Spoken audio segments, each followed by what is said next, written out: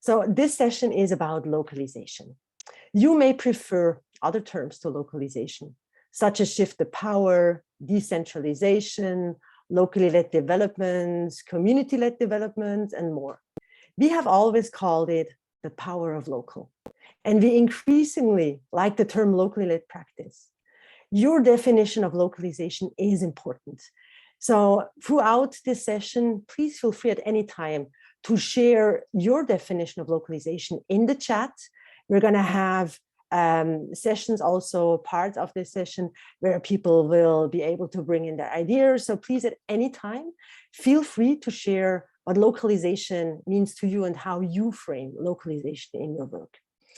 So let me just talk 2 minutes about the agenda. We will start out with setting the scene from our perspective of localization.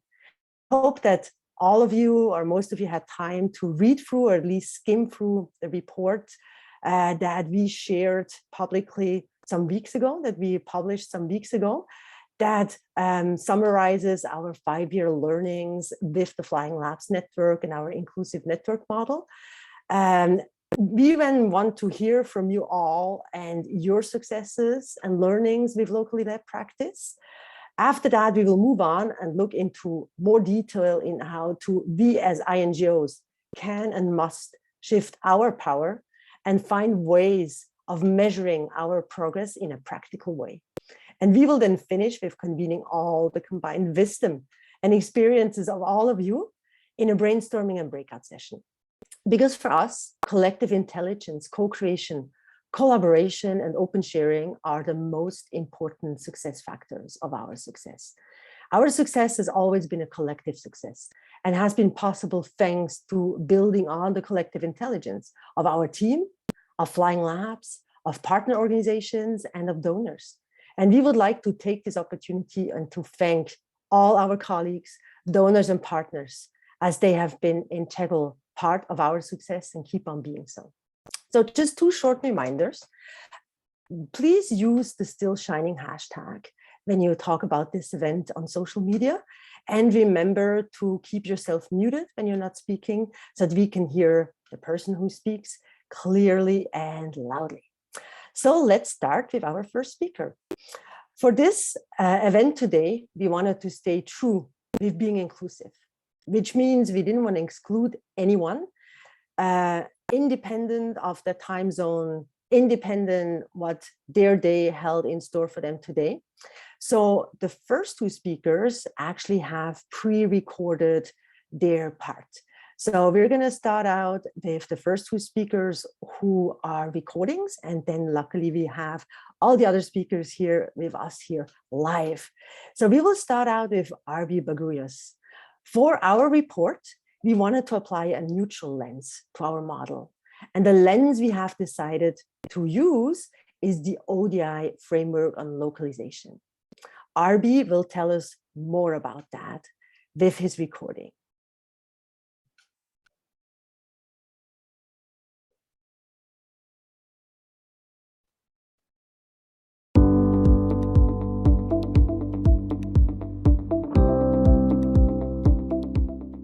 Hi everyone, my name is Arbi Bagios. Thanks to my colleagues at WeRobotics for inviting me to present today at the Skoll ecosystem event. I'm super excited to share with all of you our report. Are we there yet? Localization as a journey towards locally led practice. This report is actually what informed the thinking around localization that has gone into WeRobotics' report on its localization model. There are a lot of debates about what localization means, but for us, it means really shifting the power to local actors. And we're going to talk about that in the next few slides as well. So what often goes wrong in localization, but also in trying to see the ideal of locally led development or locally led practice? In a word, it's power. Power has always been an obstacle to localization because despite a lot of efforts, power has remained at the hands of international actors, particularly donors and international organizations. So if we understand localization as the act of shifting the power to local actors, then we have to pay attention to the power dynamics within localization itself. And in this report, we've proposed a kind of like framework to understand how to characterize localization based on the power dynamics. The first part is what we call the 3 dimensions of localization. And these are understood to be resources, agency, and ways of being. Resources is perhaps the most common indicator of localization, but the quantity isn't just what matters. It's the quality of funding for local actors as well. So when we talk about resources, it also means the quality of resources. The next is agency. And what do we mean by this? What agency means is the decision-making power of local organizations. So even if you transfer resources to local organizations, but you still encroach on their agency, as in, okay, you transfer funding, but you're still the one calling the shots. The international donors and actors are still calling the shots. It's the international actors' priorities. It's the international actors' strategy. If local actors want to access funding, it has to fit within international actors' strategy. That's not giving them agency. That's encroaching on their agency. So agency means that local actors have to be the one to identify their problems, design solutions to their own problems, and make decisions as to how their problems will be solved. And finally, ways of being. So ways of being adds a decolonial lens to localization. By ways of being, we mean understanding of the world, understanding of problems, and understanding of solutions, but also being in the world, as in who the local actors are, their organizational forms, and their individual identities. Now, we can see these 3 dimensions of localization via different levers of localization, including decision-making. So we can ask questions like, who gets to make decisions and what decisions do they get to make? It's also in the lever of priorities. So whose priorities or preferences are being considered in the localization effort? This also is seen in knowledge. So whose knowledge counts in understanding the local context and identifying problems and developing solutions. This can be seen in relationships. So what is the relationship among stakeholders, for example, between local actors and donors or local actors and communities? And it's also seen in the delivery. So how is localization effort actually transferring resources? What platforms, what mechanisms are being used? What is the process? There's also the directionality of localization efforts. We know that there's a lot of localization effort that stems from the Global South organizations, actors, and networks themselves. They have advocacy networks. They have sort of like pooled funding models. We know that they exist. And finally, who counts as local in localization efforts? And the answer to this would be contextual, right? Because who is local can differ in different contexts. But yeah, who counts as local is also really important. These various factors can characterize localization effort. So this is the kind of like the thinking behind the report from ODI, which you can access from the website, which has then informed the localization report of WeRobotics. And I hope that you found this insightful.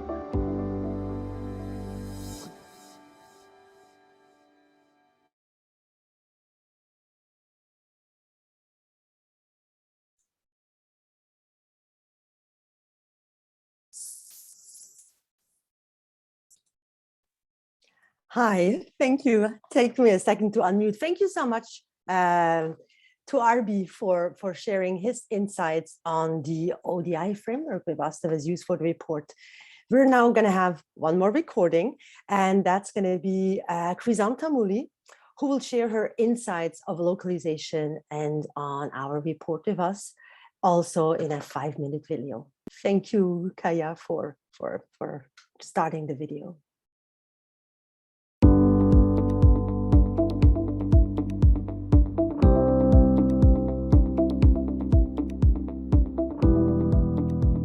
Hello, everyone. I am Crisanta Muli, currently the CEO at One Girl Australia, but I'm also a WeRobotics board member. And I am pleased to be sharing some key insights from the new study that has been co-authored by Flying Labs and WeRobotics. I'm here to highly recommend, first of all, that everyone read this detailed report. It contains a wealth of insights on locally led action and is truly challenging the notion of shifting the power, something that many of us in the international development sector do need to be more exposed to. How are we shifting this power? Flying Labs and WeRobotics may not have been on your radar previously, and that's okay, or may not have been very visible in the mainstream discourse on localization. At a time when the success stories of localization are so few and far between, it has become even more critical that we celebrate the few that do exist and learn from them. This report celebrates the success of localization. It amplifies the voices and stories of the Flying Labs and WeRobotics, who have been over the past 5 years in full steam operational mode, co-designing, co-creating, co-implementing, and really drawing evidence from the past 5 years. The purpose of this study is to further catalyze action. That is the key agenda here. Flying Labs and WeRobotics have co-authored this detailed report in the hopes that their practical approach that they have been engaged in over the last 5 years, the lessons, the learnings, and yes, the failures, will be of practical value to others who are seeking the power by expanding locally led action. For the first study, Flying Labs and WeRobotics have used ODI localization framework, which Abby has described in his presentation, to present their model and evidence that is really truly based on really ensuring it's consolidated, that it is in the radar of mainstream local discourse. As you will learn from reading the study, Flying Labs and WeRobotics have created a practical and replicable localization model that we are all celebrating, one that shifts power by expanding locally led practice. This is not about theory. This is not a theoretical model. This is not about hypothesis. This is not a hypothetical model. It is a living operational model that has been adapted, and shaped by dozens of local organizations and hundreds of experts around the world. This study gives you direct and practical insights on how you and your own organization can also adopt and adapt the features of this model that make the most sense to you. But why Flying Labs, you may be asking? Well, Flying Labs are really an independent knowledge hub locally led by 200 plus leaders and is hosted by local organizations in 30 plus countries across Africa, Asia, Latin America, and beyond. Flying Labs are co-created with WeRobotics, and they combine local expertise with emerging technologies to enable locally led projects across multiple sectors, such as humanitarian, development, and health sectors. As these projects multiply, they expand locally led action. This is the ultimate purpose of localization, to expand the space for locally led practice. You'll hear more directly from Flying Labs during this event about the power of what power of local means to them. How did this all come together over years? Well, that's exactly what their detailed study goes into, including all the tensions that have surfaced over the years and have continued to shape and evolve this localization model. What strikes me in particular is their story, their journey, and the importance of mindset and shared values such as respect, the importance and respect of local ways and knowledge, and the importance of local agency. This is what drew me personally to WeRobotics.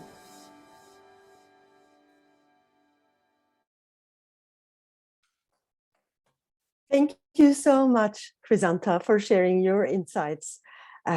It's always fantastic to hear from you and to hear about what you want to talk about, locally led practice, which leads me to our next speaker, who's going to be with us here live and not recorded. And I am particularly happy to introduce this speaker, Queen. And as we like to say between Queen and me, Queen is my sister from another mother. So I'm so proud to be able to introduce her here today and hear from her, hear from the power of local, hear about locally led practice by a leader who leads that practice. So over to you, Queen. I can't wait to hear from you. Thank you so much, Sonia, and thank you so much for extending the invite to share some of our lesson learned, exciting stuff as part of Flying Lab, representing South Africa Flying Labs. I'd like to start by sharing with the audience, what does the power of local mean to us, especially to me in this instance, It's all about instilling pride and power of being a local citizen, regardless of your a local social standing. In South Africa, we have this slogan that we called local is lekker.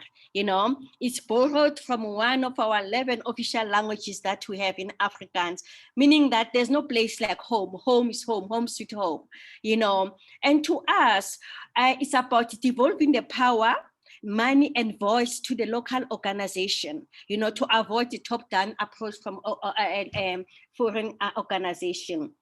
It's important for us. I'll give you an example, especially the one about the voice, Like we are busy with another project that we try to come out to use a case. We had to pivot, actually not, I don't want to say dump, but leave the current client that we are busy consulting with stakeholders, because we realize that the client is not entertaining that the local communities have a voice in the project. So we had to move to another side. So that's how important is to us that we have the voice of the local communities, and for us it's important that the people that we partner with, it's not only about transferring of skills, it's about creating new opportunities, because the culture here as Flying Lab is how do we make our communities more sustainable. We start with projects that are a bit small, like use cases, but the whole vision is to leave a sustainable impact that will create legacy, but the local they'll be able to sustain themselves for the rest of their life. So it's very important. The other culture that we practice as Flying Lab, especially in South Africa, is that it's important that the people that we work with have a lot of humility and togetherness. And this is what we find here with Flying Labs and WeRobotics. We can contact them anytime to share knowledge. They're always accessible, they're always responsive, they always share information with us. So this is how we understand the power of locals it is to us. Can I continue? I didn't want to talk too much. Okay, sure, thank you. And the value, I must say that ever since we became part of the Flying Labs, it's my first time personally that to observe an internal organization within its 5 years of launch, it was able to scale to 33 countries. And for some of the Flying Labs, for joining this global community, we are able to benefit of being a global company, because what is happening here is all about inclusive leadership, inclusive power, and inclusive decision making. We position each other in such a way that you have a confidence to approach people that wouldn't have approach before, the global players. We are able to approach people from a private sector that are in the place of social impact to partner with us. Universities were able to partner with us because all of a sudden we are part of this global community that pushes the agenda of power of local that wouldn't have gotten that opportunity if we haven't, because there are guiding principles that we have as family here. It is important that you become authentic, hence every time companies like organizations like WeRobotics, when they come to us with use cases, with information, the first thing that they check, is it going to work in South Africa? Is it going to work in Japan? What are the cultures there? And the other principle is that it's a very collaborative environment. There's a lot of mutual mentorship that is there. For instance, there's another project that South African Flying Lab is busy with. We had to check with Tanzania, and they help us with it. So the issue of partnering with other flying labs, sharing the technical resources, lot of database where there's a lot of use cases is assisting us a lot, and the impact, it's a culture of impactful social practices. For instance, the culture is that you can do whatever you like with your social impact as long as you address the SDGs. But also we have a liberty of choosing the SDGs that are important for us as a country, as part of South African Lab. And this is what we enjoy. For instance, we know that this South African Flying Lab, we are more interested in transferring knowledge to young people, and as long as we motivate and it's making impact and it's making a sense to all of us, we are happy. We even have a global evaluation form, that we designed together as Flying Lab that indicate to us what are the SDGs that are important, what kind of impact are we making, even if it's small impact,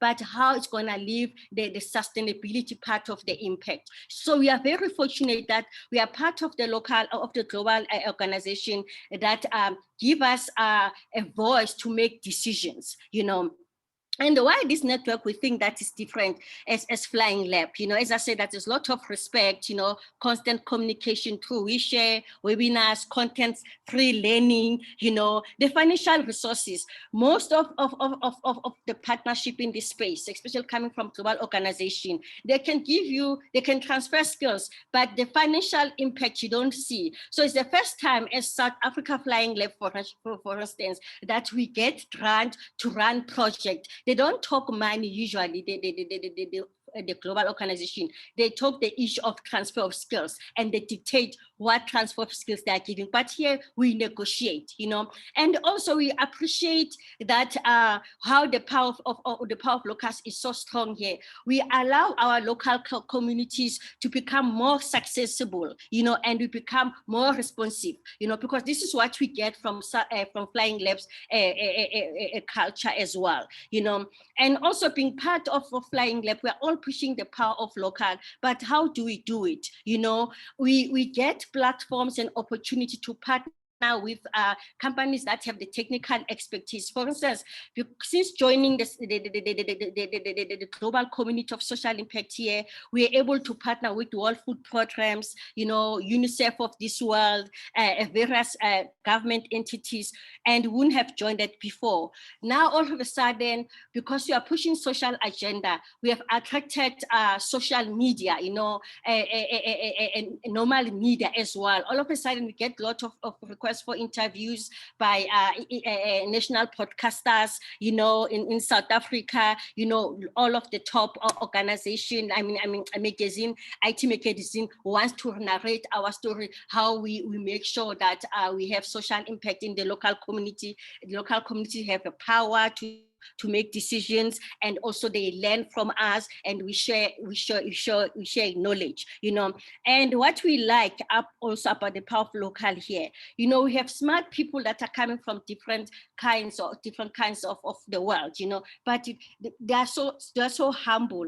You could see that when we have our retreat that we have once a year, those kind of retreat, we play together, we share our culture, we laugh a lot, and it makes everyone who's in the space feel that I'm in the good space, and it's important that whatever I'm doing in a small corner trying to push the power of local. It happens, and it's authentic, it's real. The community feels it with also with the other project that we do, because you're also given a chance to choose that. Do you want to make an impact through transferring of skills through a running STEM project, or do you want to execute project, in humanitarian aid or disaster management? It's all up to us. We decide, we negotiate these things, we have a voice. Lastly, I would like to end by saying that someone would ask us that would you recommend other organizations to join Flying Lab? Of course we will. Why are we saying that? Because, for instance, as I said, that the confidence that one has, before joining and after joining a Flying Lab, we had the one company coming from overseas, and we wanted to partner with them to deliver drones. They are big, they are known, it's a good brand, but they had the tendency of imposing how we run project, how we'll sign on the MOU. But because we've got confidence and the other culture that we have as Flying Lab, we're able to say thanks, but no thanks. The other one, we had to say, no, we can't work with you. But the other one, they changed the tone because of the confidence we get here. So joining Flying Lab, it gives you that confidence, all the companies, the technical partners that you can work with, but also to respect you.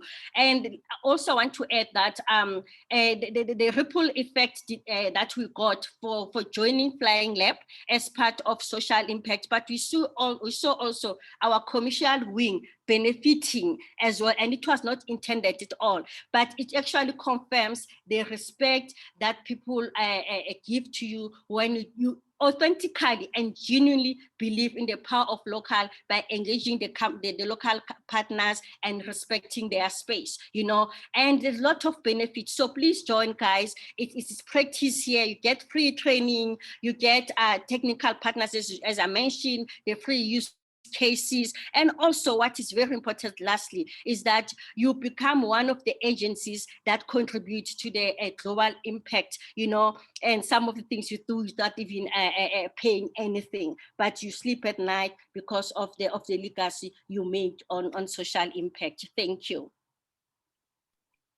Wow, thank you so much. Thank you, Queen, for sharing. I think you touched on so many really important words, like, having a voice, the respect. And I really like this also that you talked about authenticity, like being authentic, being yourself and not trying to be something else. And have the Flying Labs, actually the beauty of the Flying Labs for me is in the fact that it's so diverse. Each Flying Lab is authentic. Each Flying Lab is itself, and that diversity really adds up to the amazing network that we have today. So thank you so much, Queen, for sharing a bit more from your point of view. So what we would like to do now is, because we all have been listening to interesting feedbacks from our speakers, we have a room full of more than 60 people here. We want to hear from you, because we believe we cannot be the only ones that have a success story. We have brought our success story written into the report, but there must be many other success stories out there that possibly are just not framed in a report. So we would like to take the next 15 minutes to hear from you. You can use the chat and I can read out some of your learnings. If you want to do that, please feel free to ask to be unmuted and you can tell your story.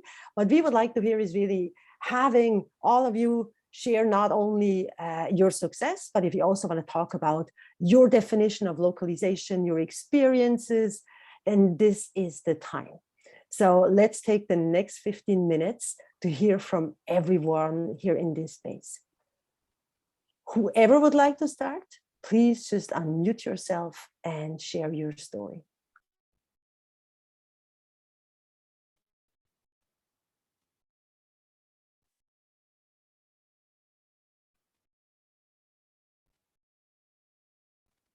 It's always difficult to start out, I know, to be the first one, but again, I cannot believe that we're the only ones, who have success stories to tell. I know that people in this room here also have. I've seen some of the names. Some of them really have amazing success stories to tell too. So I hope that you're open to share that with the public here and with your colleagues here.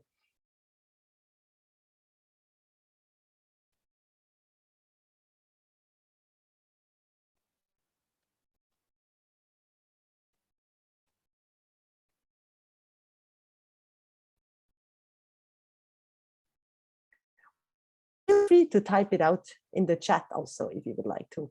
There's also Heather has her hand. I cannot see the hands up. Sorry. Yeah, please just feel free to unmute yourself and Okay. speak. Hi, Sonia, Patrick, and Hi, team, Heather. and Queen. Like seriously, the woman, you have so much energy. The last time I talked to you, I had to I was like this because you just bring so much energy. So thank you for that, and for your other colleagues who spoke. So I do work for the International Federation of the Red Cross Red Crescent Societies, but I'm not speaking on behalf of them today. I'm going to just make a reference, and Tyler's here from Humanitarian OpenStreetMap, but I want to tell you a little bit of a vignette about what is it as a small community, that's growing. We're in this change, and so we're here to learn from you for sure. I'm on the governance committee, and Tyler, of course, is the executive director. But I want to go back in time to the Nepal earthquake, because at the time of the Nepal earthquake, I was on the board. I was the president of the board of HOT. And at that time, our board was not balanced. And we had beautiful people who are doing great work, and I think I really respect them. But we also felt that we wanted to make sure that our board members, much like what WeRobotics did, to have board members from other parts of the world, especially since we were working in those parts of the world. So a few of us would just spend time mentoring and talking with people. And then more and more that's shifted. And so I'm really excited to say that the HOT board itself has gone through like a huge transition over the years to try and be more inclusive. And I know that I have not been on the board for HOT for many years. I've been on the board of OpenStreetMap Foundation, and that conversation is completely different. And I prefer not to get into the OpenStreetMap Foundation conversation. But with HOT, there's kind of three things that I thought was really important. That there's a group of us who are trying to kind of change things even before this. And this was 2016. Okay, so one, we mentored people. Two, we coached them and said, listen, if you get elected, you're not alone. We're here to help you. Okay, so most of the membership of HOT, they are board members. Board members are not appointed at this time. And so, we built a little bit of kind of an informal network for it. And so there's a lot of coaching because people don't feel comfortable being a leader sometimes in some of these communities. So you really have to build a scaffolding for that. And so those were two of the lessons that we had at HOT, and I hope that perks many other people to talk. And maybe just to say that I'm excited to read the report, and I have shared it around my workplace gladly, and I look forward to seeing how it inspires other people. Thank you again for your work. Thank you so much, Heather, for sharing. Tyler, would you want to add something from your side, from the HOT perspective? Hi, Sonia. Thanks so much for inviting me. Let's see if my connection is fast enough. Is that working or no? It does, and I'm sorry for putting you on the spot like this. It's fantastic, but as I think HOT is a great example of success too. So sharing from your side.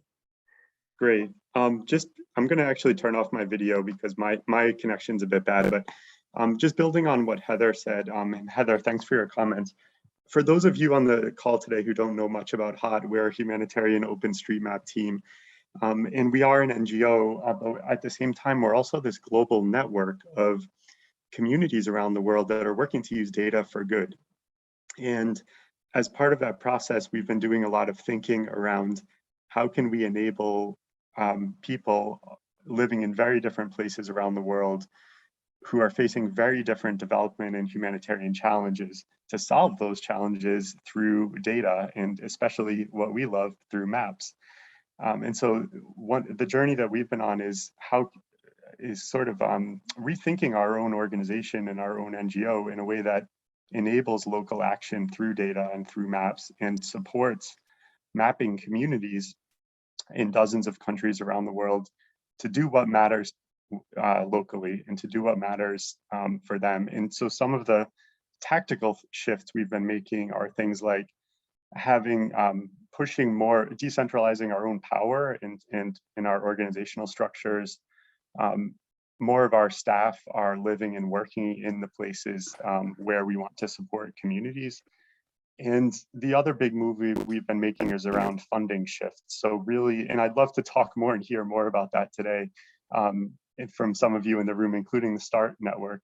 But we've been thinking about how, and actually moving funding so that essentially communities have the money they need to do what's important to them, and with minimal restrictions from our side. So in that respect, HOT's also acting as a donor, and we want to make sure that funds, the decision making around funding is made by our membership and our communities themselves, and that the use of those funds is directed by community leaders who are working on challenges locally. So those are just a few of the things we're working on, but I'd love to talk more and hear more about that from all of you on the call. Thank you, Sonia, for inviting me to say a few words. And thank you, Tyler. I put you kind of on the spot, so thank you for sharing from your side.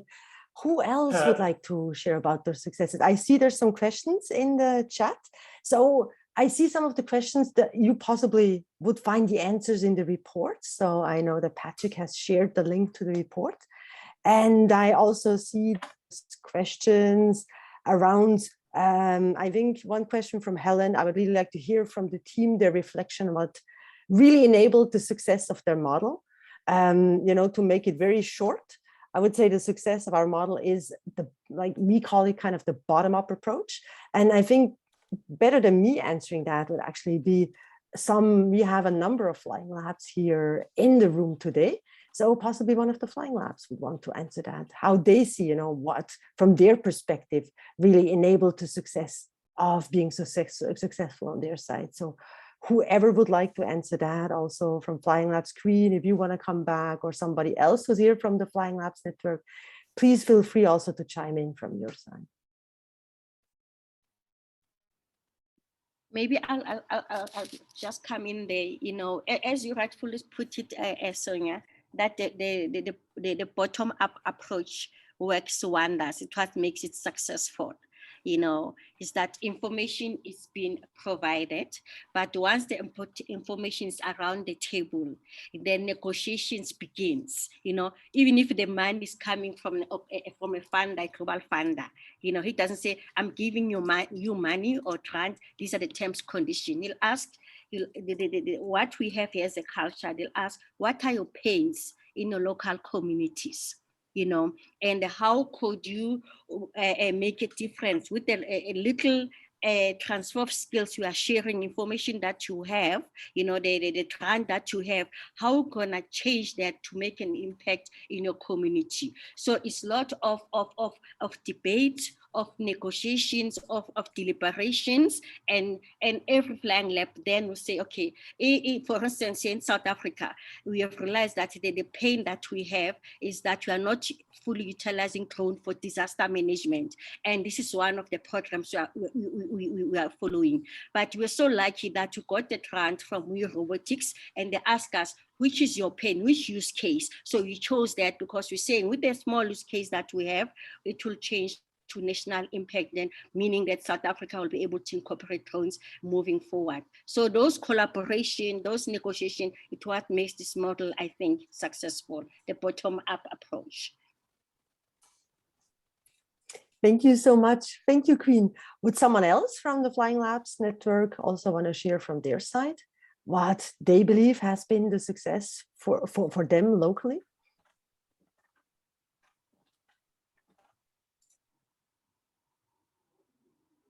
I'm putting people on the spot, I know. Hi, Sonia. Hi, Uttam. Thank you. Sorry, I am in a crowded place, so I have turned off my video, but then, hello, everyone. I'm not a chatbot speaking. I am a real person. Sorry, I could not turn my video on. I would like to share about our experience because Nepal Flying Lab was the first flying lab. The whole flying lab concept, it evolved from Nepal, I would say. And there are a few things that's very interesting about the flying lab model that I want to share with all of you. So the first thing that's interesting about the flying lab model is for a flying lab to be established in any country, you have the flexibility. So when we started Flying Lab in Nepal, we tied ourselves with an already existing organization who has a strong local presence. So it was easier for us to start a few things in the very beginning, because sometimes what happens is when we try to start things from scratch, there is a lot of resources that's required. But the flexibility of Flying Lab model helps you to tie up with existing organization, and then you can scale up easily. The second interesting thing about Flying Lab model is the network itself, because now we are present in more than 30 countries. And if there is any expertise that I need in Nepal, I can quickly pull it up from some other countries. So I have an example to share to prove that point. So currently we are working on a medical drone project. Actually, it has been almost 2 years. So this medical drone that we are using in Nepal, it was already tested and contextualized in Peru and other countries. So once we had a problem with designing a landing mechanism for the drone, and then we realized that similar problem had occurred in one of the country before, and the engineering team had developed a precision landing mechanism. So because that thing was already tested in another country, we could just bring it to Nepal, and then we could use it to solve the problem. So the huge network that we have and the diverse expertise of different flying lab is something that makes the network very interesting, and all these collaboration and opportunities. And the third point is about, again, it's related to network, but if I was in a separate organization, it would have taken me a lot of time to share whatever work I am doing or to expand business opportunities. But because the network is there, you can easily reach out to these different countries Flying Lab, and then you can pitch about the different solutions that you have developed. So that's also a very that's something very advantageous for your organization. And the last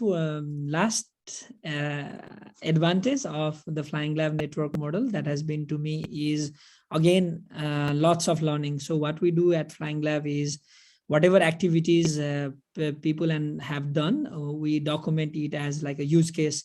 And then there is a knowledge repository hub that we have created. So there is like a pool of experts and also pool of expertise and different works that has been done by different Flying Lab. So this has been something really interesting, and this has kept the Flying Lab growing despite the fact that there is no dedicated funding source for each of the Flying Lab. The work and expertise that are there in the different network has helped another Flying Lab to always get new opportunities. Thank you so much, Uttam. Thank you for sharing from your side too. There's the whole discussion going on in the chat too, which is fantastic, because I think a lot of time in these sessions, that's actually where you'll learn a lot, is people just share their example in the chat. So please, if you haven't done so, check out the chat too. There's a lot of interesting messages there. There's also a number of questions in the chat. So we are taking note of these questions, and then we keep them and possibly they will be answered later on, or we can then get back to you. So one of the questions is really interesting that came from Tanya, who was asking, how was the process and experiences of Dangat? So meaning, like, did we always kind of plan out with having this locally led approach, or did it shift into that? And that's actually a really great transition to our next speakers. So for us, I must say, possibly part of the success is also the fact that we don't have a legacy. We started with exactly this model in mind. This is what we wanted from the beginning on. So we didn't have an organization that had to shift to that had to transfer to that. It was always part of our plan from the beginning. We always had our end game that was set from the very beginning, which is quite different. If you work in an international NGO that has a 100-year legacy, like, for example, SAVE. And this leads me to introduce the next speaker, who is Truls Neubeck from Save the Children in Sweden, and who will tell us about, what does it mean to shift power in an international organization that has been here for 100 years. It has a lot of legacy, that has a lot of dependencies, that is a very different space than possibly the space that we live in at WeRobotics. So over to you, Truls. Really happy to hear from you.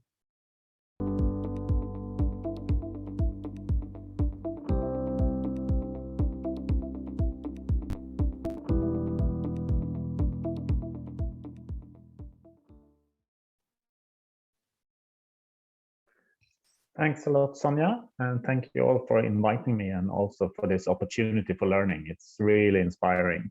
As you saw, my name is Truls Neubeck, and I'm a development strategist at Save the Children Sweden, where we work with innovation and research at the unit called Growth Hub. And the reason for that, as I will mention briefly in this talk, is there are some areas that really challenges us, which path to take ahead. And as we will see, even though we might be quite sure where to go, we have no real idea of how to walk that path. So I'm going to mention some things about Save the Children's vision for localization, but more talk about the gap between ambition and reality and how we at Save the Children Sweden tries to approach that inertia of changing with experiments and learning from people that really do other stuff like the flying labs. It's also worth mentioning that I'm working at a small unit in Save the Children Sweden, but we have, of course, a global organization with lots of people that are at the front of localization effort with staffing, piloting, research, developing tools and methods that are all part of the shift that we want to achieve. So in that case, let me just see here. So just starting with Save the Children's vision. So it's important to just remember that we want every child to attain the right to survival, protection, development, and participation. And in the case of localization, there is an ambition to significantly scale down the direct program delivery by shifting power to local organizations. But there's also an ambition to still be the leading global organization where we can support sustainable change for and with children at all levels. And this is really leads us into some of the bridges that we have seen. And there is, even though we have this great ambition, the reality is that we see risks of how to continue to provide all the resources and knowledge and know-how from SAVE into this new landscape where the local actors are at the lead. We also see that the established resource and funding, even though they're looking for new opportunities, they often interact with us with old assumptions and we reply with old tools. So, and there's also this still lack of strong resources being funding to women-led organizations or youth organizations. So this leads Save the Children to see that the direct needs of children today is difficult to meet by shifting, and it's tension us to still direct resources to meet the need, and gives us some kind of inertia in being part still in the system instead of letting go. And there's also some tensions arising from organizations like Save the Children, where we establish national organizations with our name instead of stepping back and see what organizations that arise there. So one way of looking at this then is that there is actually some inertia arising from the complexity of the new world arising. So, which means that we have a position based on our trust and our high compliance of delivery of services. But this practice is based on old knowledge. And as the world changes, we become somewhat reluctant to failure because we have done and are still doing so many good things. And that makes it difficult to design a new path because we kind of want a predefined outcome that makes us sure of success. And that is a really difficult path in high complexity. So that leads us to our work and the reasons why it's so interesting to work with you. And that is trying to understand Save the Children as a system that needs to be transformed, where all these actors and networks and relations is really what it's all about. And we need to understand the model rather than find single point solutions.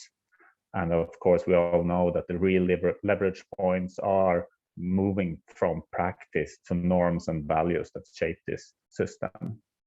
And that means that we're trying to set up strategic projects with a multitude of perspectives. We work together with donors, together with other INGOs, and together with locally led organizations to really learn how is this system set up, where are the points that needs to be changed in order to understand how the system works, and identify the barriers for shifting power and find the strategic insights on how to bridge the gap to this vision. So thanks again for having me here and the opportunity to really learn from you. Thanks so much, Jules. I think you touched, on so many important points, like the complexity. I think, it's like you say, it's the old knowledge and the legacy of SAVE, which makes it success also, is then part of holding back change and openness to failure. So thank you for sharing all these points from your perspective. That, again, from our perspective, having no legacy makes things easier. It's still complex, but it makes things very much easier. And thank you for being so open about sharing, your point of view on SAVE. So I'm going to move on to our next speaker, Lorena Garcia Duran from Ashoka, who's going to share with us an even different perspective of an organization and that looks into shifting power in a network-based organization that has legacy also. So it's going to be really interesting to hear from you, Lorena, because we also are a network-based organization that has no legacy. So to hearing from your perspective, how you see that shifting power, is why is it sometimes so difficult to actually find solutions to that in an organization that has been here for over 40 years. So I'm happy to introduce Lorena from Ashoka.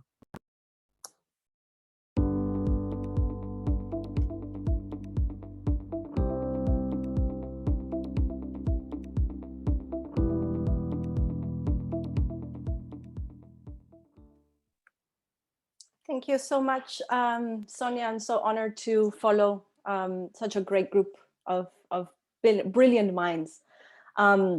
As many of the people that are listening to us know, Ashoka envisions a world in which everyone is a change maker, and a world where everyone is powerful and contributes to change in positive ways. And exactly what we do is we identify and support the world's leading social entrepreneurs.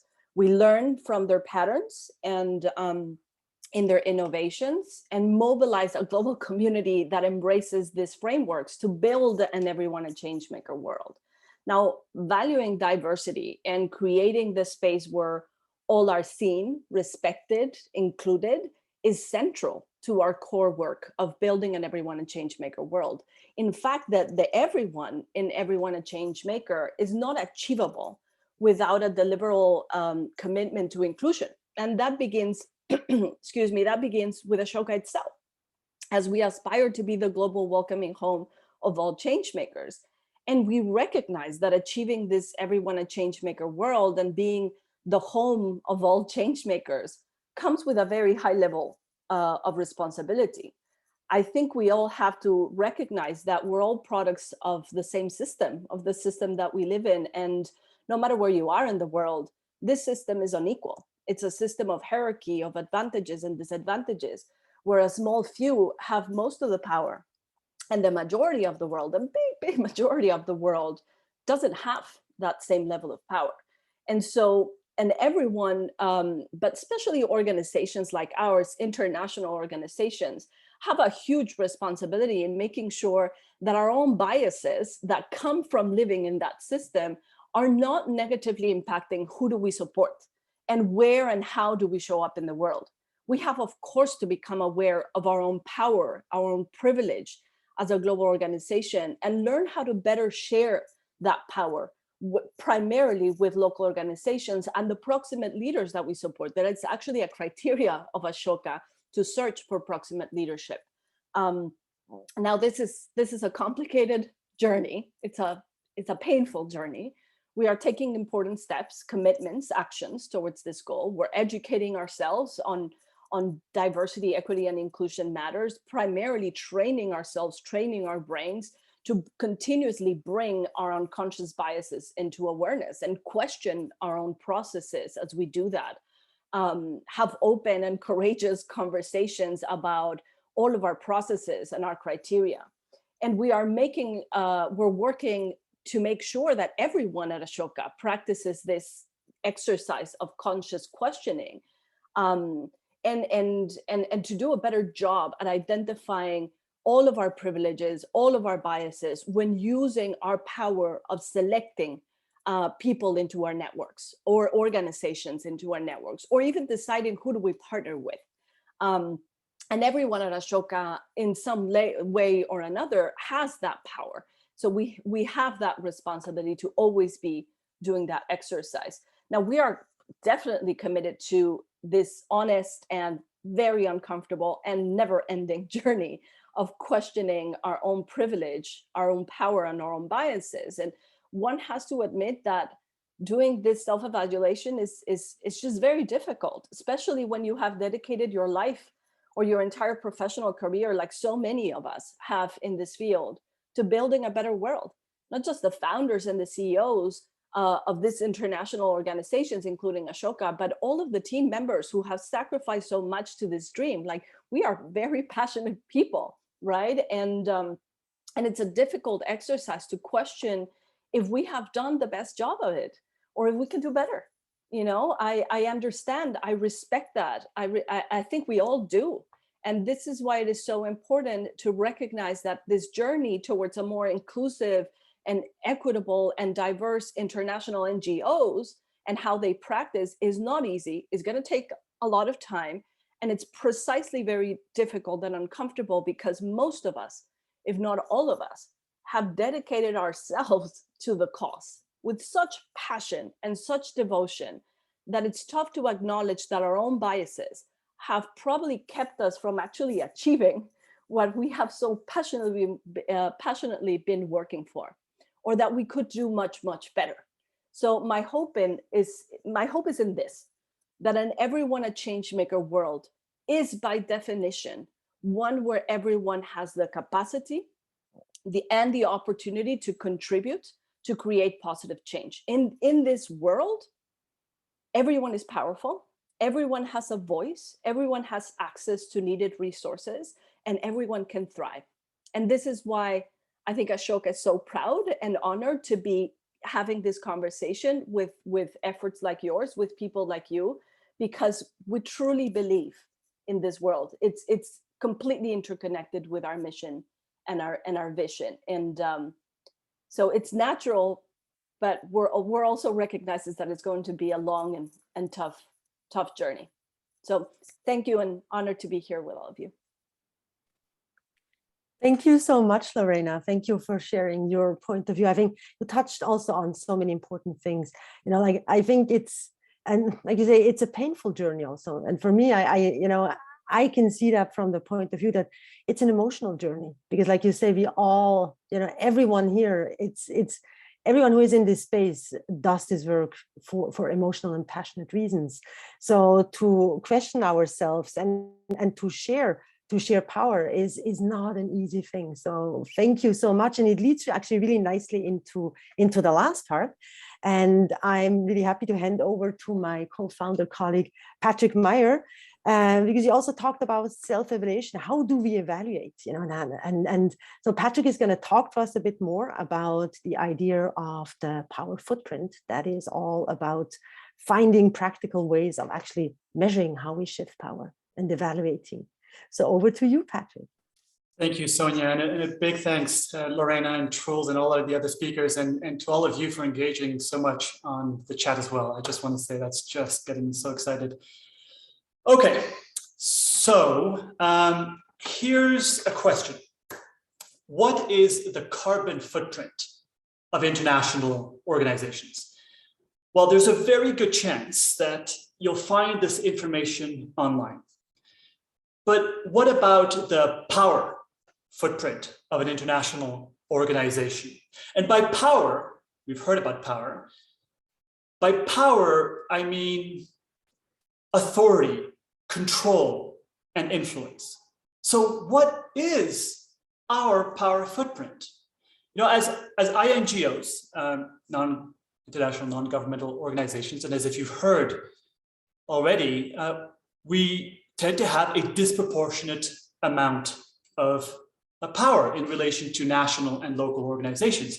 Hence, all the advocacy and activism around localization and shifting the power. Now, power in itself, of course, is not inherently bad. I mean, all organizations need some level of power to drive change. What is problematic, however, is a system that allows this excess power to become monopolized and rooted in singular worldviews. And we know full well that centralized excess power can be harmful. And yet we don't measure this surplus of power. We don't measure our power footprints. Now, we measure all kinds of other things. We measure the impact of our individual projects up the wazoo, right?